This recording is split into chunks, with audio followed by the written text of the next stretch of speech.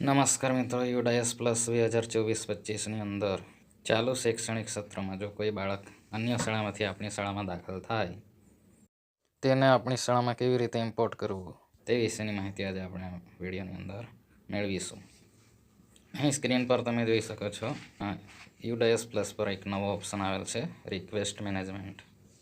પહેલાં આપણે બાળકને ઇમ્પોર્ટ મોડ્યુલ દ્વારા ઇમ્પોર્ટ કરી શકતા હતા. હવે આપણે જે શાળામાં બાળકને દાખલ કરવો હશે તે શાળામાં રિક્વેસ્ટ સેન્ડ કરવી પડશે. અહીં 3 ઓપ્શન જોવા મળે છે. Generate request. Users can generate request based on the request type from this module. એટલે કે અહીંથી આપણે અન્ય શાળામાં વિદ્યાર્થીને ઇમ્પોર્ટ કરવા માટે રિક્વેસ્ટ મોકલી શકીએ. Approve request. User can take action against the request that are received. એટલે કે આપણી શાળામાંથી અન્ય શાળામાં બાળક ગયું હોય તો તે શાળા આપણને રિક્વેસ્ટ મોકલે તેને એપ્રુવ આપવું.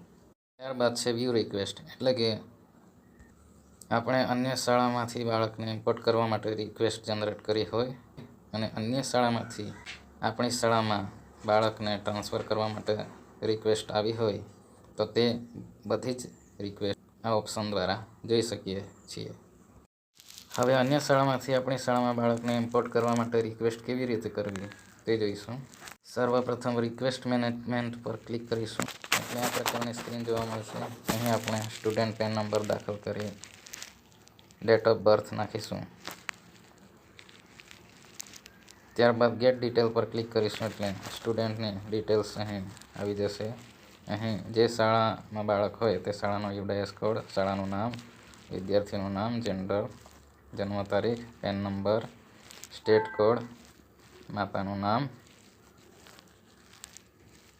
પિતાનું નામ, આધાર નંબર અને આધાર પ્રમાણે નામ, આ બધી ડિટેલ આવી જશે.